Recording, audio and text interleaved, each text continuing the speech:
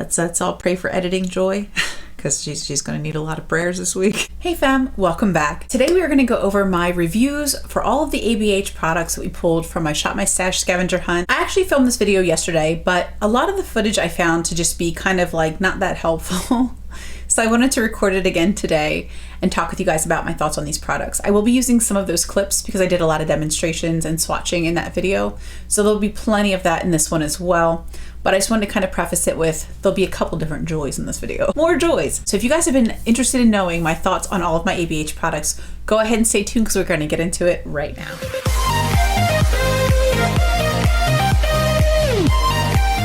So the first product I want to talk to you about is the Anastasia Beverly Hills Luminous Foundation, which I tried for the first time this week. I actually have it on my face today. I actually really like this foundation. The thing that I would warn you about is I would not use too much of this. So for me, I think the ideal amount to apply is 2 pumps, and that covers my entire face. It gives me a pretty nice finish. I do think this is a beautiful foundation. If you go on with too much though, I found it gets very cakey. I've definitely noticed it like creasing in my smile lines or collecting around my nose, so it can get a little bit cakey on me, but so far so good. This is one I would definitely use again. I also got to try the foundation sticks. I had tried these a while back. What I can say about these guys is that they definitely are going to emphasize texture in your skin. They are definitely more of a dry formula. I think these would work better on people with very oily skin. It may be a really nice mattifying foundation for you, especially if you have very smooth skin that doesn't have a lot of texture in it. This could be a good foundation, but it absolutely does look a little bit dry on the skin. It does emphasize texture. If you go in with one layer of this, I think it can be really pretty for like a no makeup look if you just want a little tiny bit of like color correcting. However, if you go in with a second layer to try to build up the coverage, it definitely starts to get very textured and cakey looking. In terms of a full face foundation, if you have dry skin especially, I would skip these. I also had the contour stick that's also in the same formula. This is in the color Shadow, and this is a really pretty gray tone for contouring. The formula is a little bit dry and it does tug at the skin, so I think that maybe a creamier contour might be a little bit better, that's a little bit softer. But it does the job if you're looking for that. I don't tend to cream contour too often, so this is something I want to kind of play with a little bit more and decide if it's something I want to keep around. So next let's talk about the bronzer. I have the shade Tawny, and it is this shade here. Now this bronzer did surprise me. I was very concerned at the shade. I also found this to be very, very pigmented. However, if you go in with a very light hand, kind of place your bronzer around your face where you want it and then kind of go back and blend. A little bit of this goes a very long way. And if you just use a little bit, I find it doesn't get muddy on you. And I also have some clips all insert of me applying this bronzer, but yeah, it's not a bad one. I can see me reaching for this a little bit more often. It's not as nice as the Becca bronzer. The Becca bronzer like took my breath away. It was so pretty and so easy to blend and just really easy to work with. The tone was beautiful. This one is a little bit darker. It's I think the second shade up in the bronzer selections that she had online. I think there's one shade lighter, but I was pleasantly surprised with this one. I was sure that this was going to be super muddy and hard to blend, but it wasn't. It was okay. However, these little blush trios, I had Pink Passion and I also had Peachy Love. I did try both this shade this week as well as this shade. And I found both of them to be a little bit overly pigmented. So when you first apply them, I was getting a little bit of patchiness where it would cling to some areas and look more pigmented in some areas than others. The other thing that I didn't care for about these is I found that they faded really quickly. I didn't feel like the pigment really stuck around very long. Next, let's talk about brows. I used the Brow Wiz this week as well as this ebony shade and the dark brown shade in the Dip Brow Mascara. So obviously the Brow Wiz is a cult classic. Everyone loves this brow pencil. It is a little pricier than some of the drugstore options that worked, I think, just as well or very close to as well. So this isn't one that I pick up all the time, unless it's like on an Ulta 21 Days of Beauty or maybe a Sephora sale or something, and you can get these for like half off. I'll pick up like 1 or 2 of them at that time. But for the most part, I tend to reach more for my drugstore brow pencils because I don't want to use these ones up and then have to spend another $20-something on a brow pencil. I like this one a lot, but I do think that you can find great dupes at the drugstore. In terms of the brow mascaras, I like these better than I thought I would. I had used them once before and they were so pigmented and kind of tricky for me to work with because the brush is a little bit on the larger side. Kind of a larger brush. I was a little bit nervous using these, but if you go in very carefully, you take your time, I think they're beautifully pigmented. This one definitely pulls a little cooler on my brow, and this one pulls like close to black. So if I wanted to do a real dramatic brow, I would go in with this one, and then I'd have like inky brows, like really dark dramatic brows. And this one's really great for like your everyday shade. So I actually found that I liked both of them. Then let's talk about some lip products. I had 3 different formulas this week to play with. I didn't repull all of my lipsticks and lip glosses and such for this video because I will have them in clips and I'll be swatching everything for you guys and going over the shade names. Ruby, Brandy, Latte, Plumeria, Cotton Candy, Stargazer, Orchid, Dusty Mauve, Buff, Hollywood, Staunch, Spice, Soft Touch, Peachy, Nude. For our matte liquid lipsticks, so we have Stripped. This one is in Crush. And then I also have Trust Issues, Bittersweet, Hudson. I have Days. Then I have 2 glosses. I was actually mistaken about Fudge. It is a gloss, not a liquid lipstick, and I didn't even realize it until I was editing, and I was like, what in the world are you talking about, girl?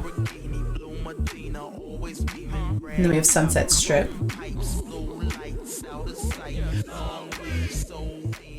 So just for kind of today's discussion, I just pulled these 3. First, to talk about the bullet lipstick. This I really liked. I find that it's got good staying power. I've heard in the past how dry these are, so I was a little bit nervous to use them. I think that's why I probably have hesitated to reach for these and have reached for other lip products, just kind of grabbing out of my drawer. These were not nearly as bad as I thought. I was actually really excited as I was swatching these to find out how many beautiful colors I had that I didn't even realize I had. So I see myself reaching for these a lot more. After this Shop My Stash, I actually moved my ABH lip products to the front of my drawer, so I'm more likely to reach for them a lot more often. So I did like this product. It's not the most moisturizing formula. It is a little bit drier, but what that does is helps it not to smear all over your lips, and it helps it to last a bit longer than your traditional bullet lipstick, which I appreciate. In terms of the liquid lipsticks, I also heard how dry these were. They are dry, but they're not as dry as I thought they would be. They're not like unpleasant where I wanted to clutter them right away. I did enjoy using these. I actually used some of these on top of my bullet lipsticks to kind of do an ombre effect. So these I think are really pretty. They do have great lasting power. They can get a little tiny bit crumbly as the day goes on. They're not like my favorite liquid lipstick formula, but they're not bad. They're not as bad as I thought they were gonna be. And then lastly, the gloss. I actually posted a picture on my Instagram last night. After I played with the Picante palette, I used this lip gloss on my lips, and I don't typically reach for lip gloss, but I wanted to try this out because it's such a beautiful formula. It's really shimmery and glittery and beautiful inside. It's called Sunset Strip. I find that the glosses aren't sticky. They're very comfortable. They're very moisturizing. And this one was really, really beautiful. I like the way that it made the whole look come together. So I enjoy their glosses, and I would consider picking up more if I was more of a gloss girl and didn't have 1,000 lip glosses. Next, let's talk about some palettes. First, we'll talk about some highlighting palettes. I had the Aurora palette to try this week, which is very colorful and vibrant and beautiful. I had the Moonchild palette, which is also a little bit more on the colorful side, but it's a little bit more pastel, a little lighter and cooler. And then I had the Sugar Glow kit, which is the most wearable of the 3 highlighter palettes. What I can say about these is they are intense. Oh my goodness, I was not ready for how intense these highlighters are. They really were very blinding on the face. They go on very dramatically. I just wasn't ready. I wasn't ready for the jelly. They were really beautiful. And I find that if you are gonna use this highlighter formula, I find that it's so beautiful. If after you're finished using this, you hit it with some setting spray and then go back in with a sponge and press it into your skin, that effect I thought was absolutely gorgeous, and it kind of toned down how crazy blinding these all are. Like every single one of them was just like, poof. If you have these, but maybe they've been a little too intense for you, you've been a little hesitant to reach for them, I would try that setting spray and sponge trick and just press it into your skin, and I think they're absolutely beautiful. They give so much radiance. I really like them, and I definitely want to reach for them more.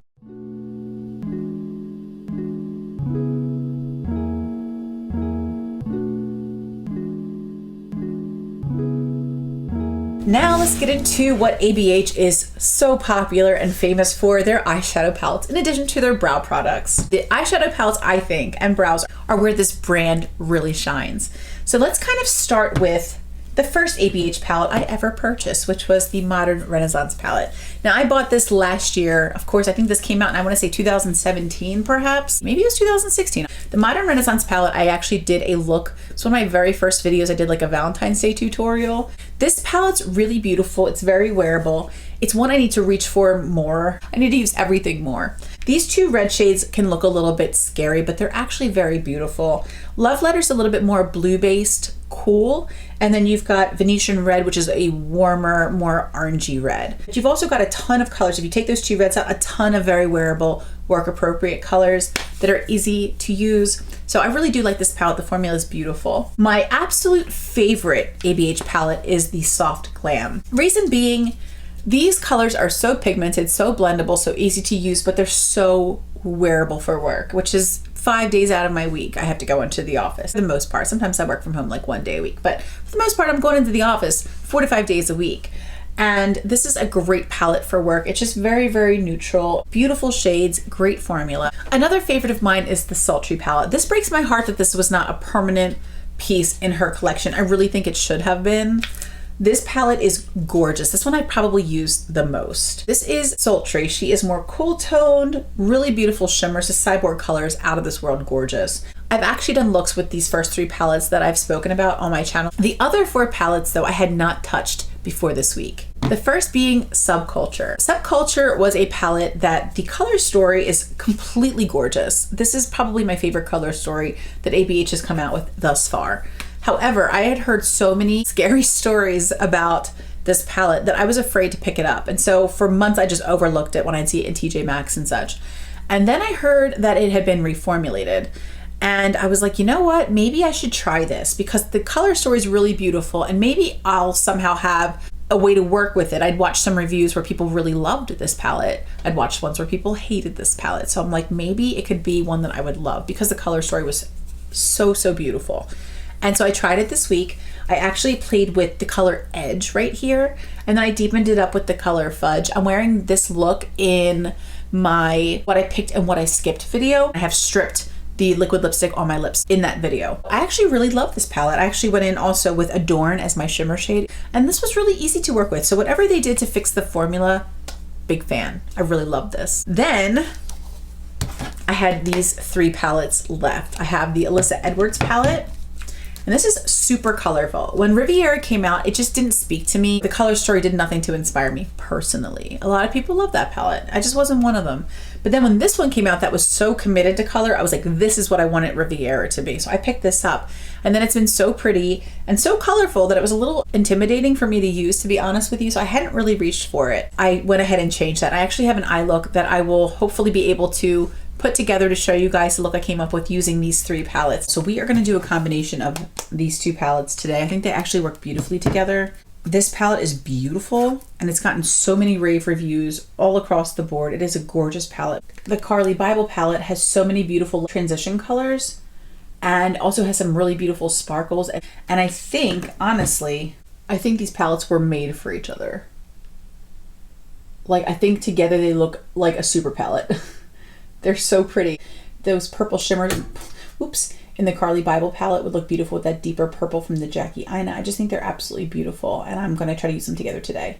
However, the Alyssa Edwards palette, I'm not sure how I would incorporate it in a look today, but we'll see. We'll see what happens. I went in with the Bible shade here, which is like a really pretty soft mauvey brown color. So now that I have that Bible shade blended into the crease, I'm gonna go in with Big Wig from the Jackie Ina palette. I'm just gonna grab a teensy bit of purple. And I'm just gonna place that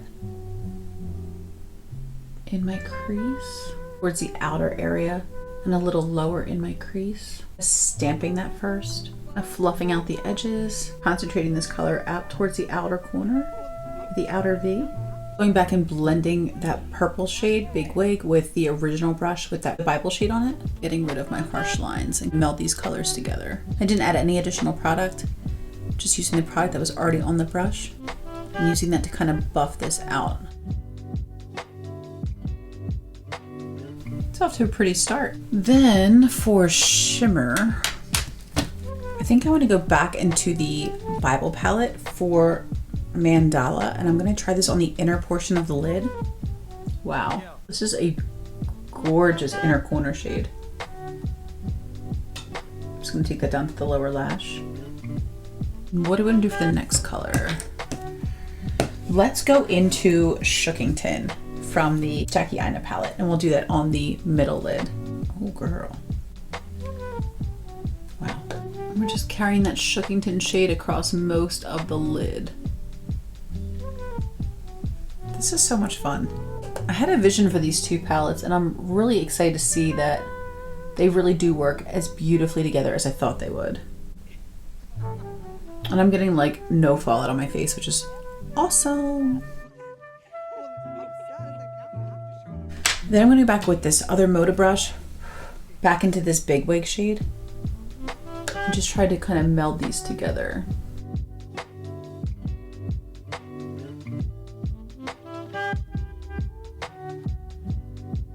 Wow, ladies, y'all did this. I really like it. It's so pretty. Yay! And then keep things spicy. Let's go into the Alyssa Edwards palette after all, because there's a really pretty purple in here too called Believe. Ooh, girl. Ooh. And I just want to connect this Mandala shade with this darker purple under the lower lash. And then let me grab some of this darker purple called DDG. It's like a purple shimmer. Let's see if I can add some of this sparkle.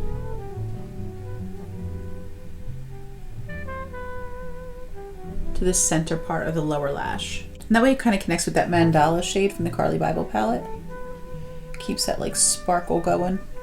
And I'm not taking it all the way to the end, just kind of the center.